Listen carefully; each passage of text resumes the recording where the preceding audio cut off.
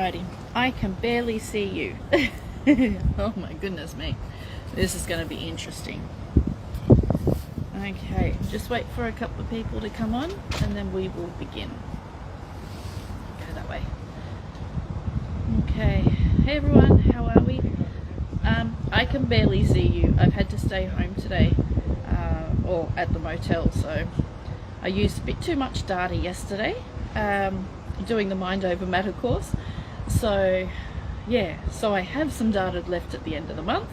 I've decided just to use the Wi-Fi. So here we are. So it's not so cold today, thank goodness. Okay, so I can barely see you guys because the reflection of my jumper, which was stupid to wear a light colored jumper, so we'll do the best we can.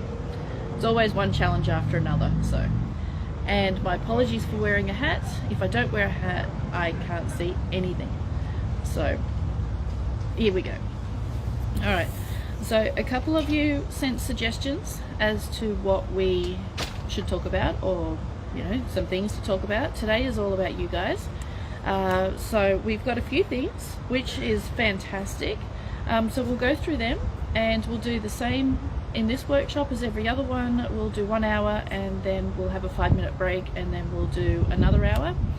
That's so you can go to the toilet, so you can do whatever, check on kids or check emails, whatever. Get a cup of tea, coffee, drink, breakfast, lunch, dinner, whatever. Okay, and then we'll do the second hour. I don't know if I'm going to do any more of these workshops after. We'll just have to see how we go. The Mind Over Matter course has really gone off with over nearly 4,500 people. So we'll just wait and see what happens. So okay, so we've got a few things. I'm going to go through them just one by one, okay? And after each topic I'll stop, and if you've got any questions, write them down or comment the questions and I will I'll answer them. Now remember, for all live videos you must tap on the video if you want to participate in the commenting. Otherwise, if you just comment on the video and it's a white area where you're commenting, I don't see it until after the video is finished. Okay, so if you want to comment on the video, you actually have to tap the video and the whole thing will be black, okay, except the picture. That's where you need to be commenting. Alright, so okay, first thing I want to go through is becoming okay with your body. Okay, now I also want to go through healing trauma, okay, but in order to get through the trauma you need to be okay with your body. You need to understand where that's coming from first. Okay, so how do we become okay with our body, or rather, what is it about our body that we don't like? Many things. many things. We're so conditioned to look at the you know, society way of dealing with the human body and our own perception about it, and it's really hard to get out of that programming. And we see every little dimple, every little bit of cellulite, every line, every scar, you name it, as something that needs to be hidden or something to be ashamed or embarrassed about, when in fact it's the absolute opposite. Remember, your spirit chose your physical vessel, your spirit chose your body, and it's just like you going to a car yard and choosing the car that you love. Your spirit chose your body for what it wants to experience and how it wants to experience it.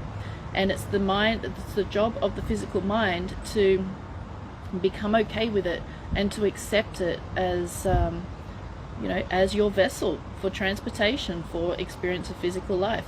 So it's really important that we understand that our body is a work of art. It's been created by God, you know, by source, you know. So it's really important to be okay with every part of your body, and that includes illnesses, dis-ease, injuries, missing limbs, missing body parts, extra body parts, you know, and everything of the above. And the main important thing is, it doesn't matter your size, your shape. For women it's literally the body shape, and all of that, and for men it's more of the masculine ding-dong shape, I believe. So, you know, it's about accepting and loving what you have. And how do we do that? Well, we do that by getting away from what society and mainstream tells us. You know, the magazines and and media, not so much social media, but media is really bad for showing you what you should be looking like. You know, the beautiful stick thin models, and you know, the men with the big muscles and sculpted bodies, and it's not like that at all. It really isn't. How you perceive your body is an internal thing. It doesn't matter if you're 300 kilos. It doesn't matter if you're 40 kilos. How you see your body and how you look after it and view it and love it, it doesn't matter what it's like. It matters how you feel about it. And when we start working on loving ourselves, we really need to look in the mirror and figure out, okay, I don't like that about myself. But wait, there's 5 things that I do like about myself. Okay, so for every one thing that you don't like, you really need to be looking at 5 things that you do like. And understand that if you have scars, that's testimony of life. If you have cellulite, if you have a big belly from giving birth, if you have a weak bladder, if you have scars on your legs from surgeries and all, love them, because they tell a story. They really do tell a story, and it's really important to allow that story to be told and to accept your story. This is a really, really important thing, is learning, acknowledging and accepting that your body is there as a vessel, and that vessel goes through an experience called life, and that life tells the story. Okay, so when you're looking at loving yourself, you need to love your journey. And we all have really bad journeys, and some more than others. I know I haven't liked my journey at all. Not at least the last 23 years has been living hell. But at the same time, I look back on that journey and I have the scars, I have the battle wounds, I have the physical dimples and everything, to say I have lived life. I haven't just lived under an umbrella and sat on my backside and stayed safe all my life. I've actually lived it, and my body tells that story. If you really look at your own body, you will see the story within it. And this is something that it's really important to do, is to really love the story.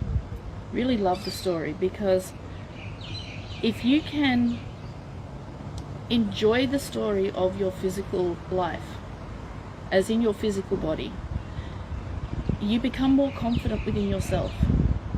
And when you become more confident within yourself, you gain something that not that many people have, and that is a superpower.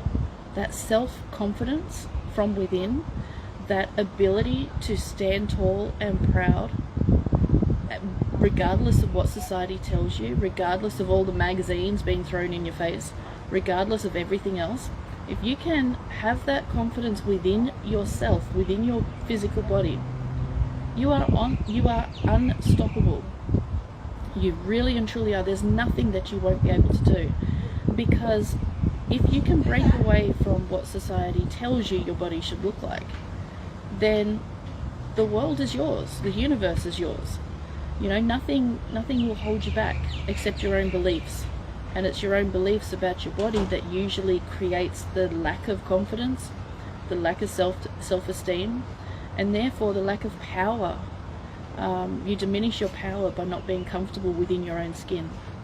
So how do you do this? How do you start to love and accept every part of you?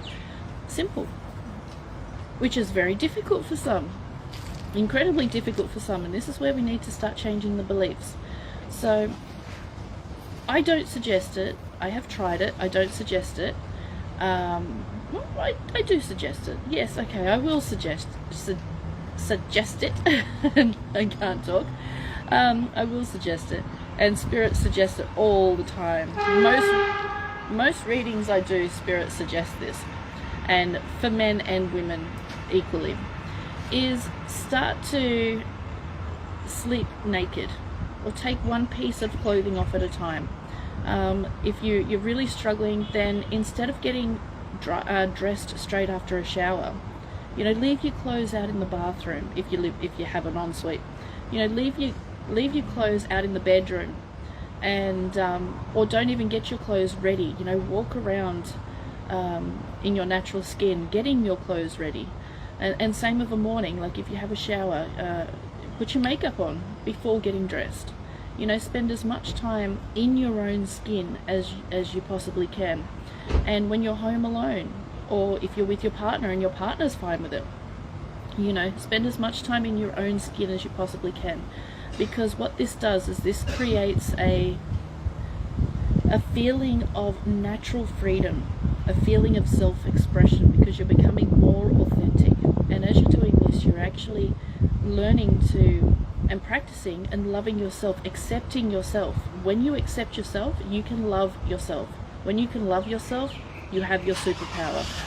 Okay, so just take one piece off at a time, and you'll find it so rewarding and freeing and self-empowering.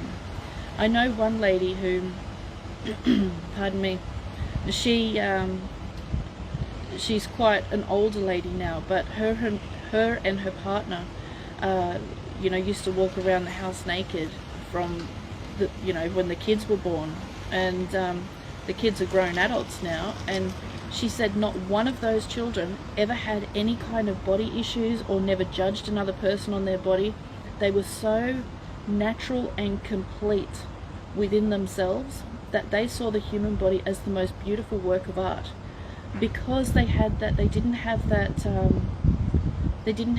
social conditioning where you had to cover everything up. Okay, and it's really self-empowering, you know. And she said that her kids used to, as soon as they come home from school, you know, take everything off and go swimming in the pool, and nobody thought anything about it. And it was absolutely you know, total freeing and soul enriching. That's what she said, soul enriching, to do this.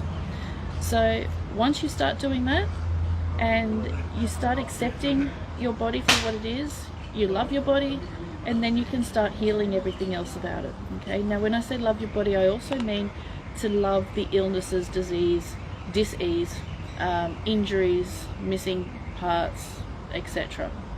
Swimming naked is also a fantastic way. You know, go skinny dipping, especially in a river or the beach or something. You know, in a pool is fine, but if you can get into a natural water source, that's even better. Meditating in nature naked as well. Wow, how empowering is that? It's like to be completely confident and comfortable in nature, in a meditative state. It's wow, your senses are heightened by 10,000%. Try meditating in your room naked. It is self-empowering, and when you can do that, you can overcome anything. Okay. Okay, so we move on to healing trauma. Okay, so I'll just go on to healing trauma, because this is,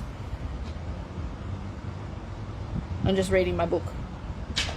Yeah, healing trauma is pretty much connected with loving yourself. Okay, everything's connected, but I'll add these two together. Okay, so once you can be okay with your body and what your body is going through, then you can start to look at different parts of your life, especially trauma, emotional trauma. We're not really talking about physical trauma, because mostly 9 times out of 10, physical trauma leads to physical healing on some level. Okay, the emotional and mental trauma is what lingers, and that can stay an entire lifetime. That is the hardest to overcome, and this is where counseling, psychology, psychiatrists really don't have a great understanding, because they only have half the story. So when you're looking at trauma, you have to look at what happened. You don't really have to understand why it happened. Okay, because a lot of the time, especially from the spiritual perspective, why it happened doesn't even matter. It's because it's the choice of the spirit as to why it happened. It is the job of your physical mind to deal with what has happened rather than understanding why it happened. Sometimes it can help to understand why it happened, but ultimately it's what has happened, and therefore what can you do to move forward. Okay, so I'll use myself for an example. Okay, I always use myself as an example because it's easier to relate to. So I had a very serious horse riding accident 23 years ago in 1999, and my heart stopped for 3 minutes. So, I was clinically dead for 3 minutes. I smashed my shoulder into absolute smithereens. My shoulder blade was in 50 different pieces. They saw about 65 different cracks in my shoulder blade. So it's still not great. There's still a gaping hole in it, but it was extremely traumatic for not only myself, but my family as well. So that was okay. That was all right. I dealt with that. I was a little bit, apprehensive about getting back on a horse. And then 4 months later, I was riding a racehorse, and the trainer told me it was broken in. It wasn't. I didn't know that. And the horse got a fright and threw me off, and the body protector I was wearing sliced straight through my collarbone and straight through my ribs and damaged a whole lot of stuff. And it was extremely severe injury. And that started the catalyst of my 10-year of excruciating pain and depression and you name it, a whole lot of other stuff. Now, if that first trauma had not happened, the first riding accident, I would have been able to handle the second one better. But because they were within 4 months of each other, it was extremely fresh, and it was something that is not easy to overcome. I understand now why it happened, to teach me about pain and what it feels like, and what suicide feels like, what being on the other side with a near-death experience feels like, and how I can help and guide others through their pain and trauma. So I had to go through that for what is coming and what I do now. If I didn't go through that, I wouldn't have the understanding of what it is and how to deal with it. So there's the reason that I had those traumas and experiences. I wish it didn't go for 10 long, very, very long years, but it's something that we do need time to get over. And when we can look at things from a higher perspective, it makes it much easier to understand and to deal with. Okay, so I now understand why it happened, but at the time, it was like I just want to die every day. Every minute of every day I begged God to take me, because I couldn't stand it anymore, and I didn't have the courage to do it myself, even though I made a few measly attempts at it. I didn't manage it. I'm not that brave. I'm brave to gallop horses down a racetrack and over 60 k's an hour over 4-foot logs, but I'm not brave enough to really go through with it, even though I begged for it. And some days I still wish that my wish had come true. But it is something that you really, when you understand it, it's easier. It's easier because knowing why, you can get through the day because you look at it from a different perspective. Now, even if you don't know the reason yet, and you will know the reason, one day it will be revealed to you why you've had to go through the trauma to get you where you are. Even if you don't know the reason yet, you can still look at it from a different perspective. You can still say, okay, that was bloody hard and I hated every second of it. I wish it didn't happen, blah, blah, blah. But it did happen. It is happening. What can I do with it?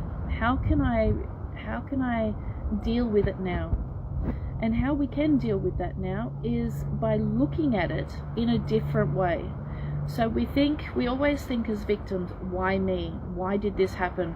Why is it Why is it happening? Why am I sick all the time? Why am I homeless?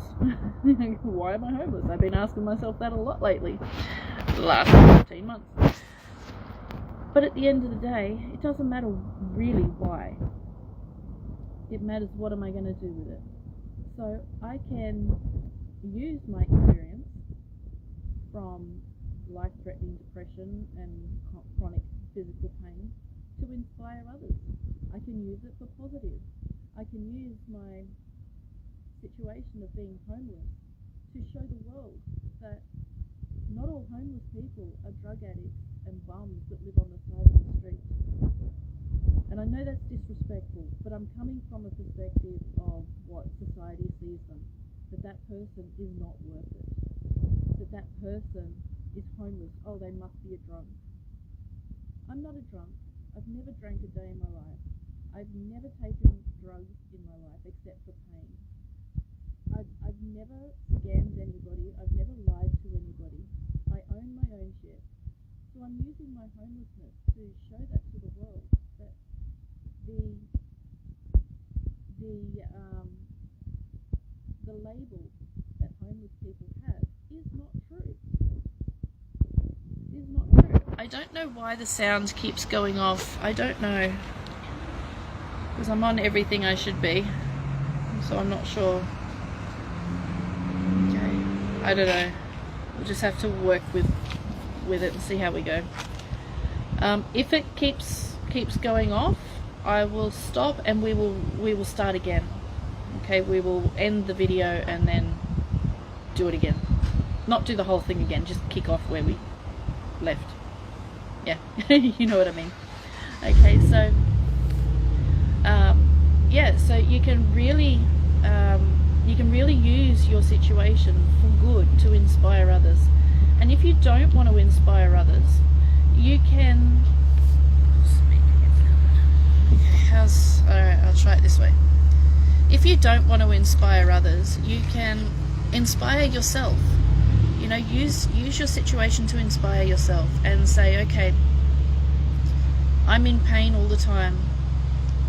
Alright, I know it's trying to teach me something, but I don't know what it's trying to teach me. That's okay. I'm in pain today, so I will look. No, I'm not blocking anything. I don't have my hands anywhere near the mic. But I don't know. Okay, I can look at my pain today. It's really, really bad today. But what can I do today to make it better? Alright, I'm going to finish this.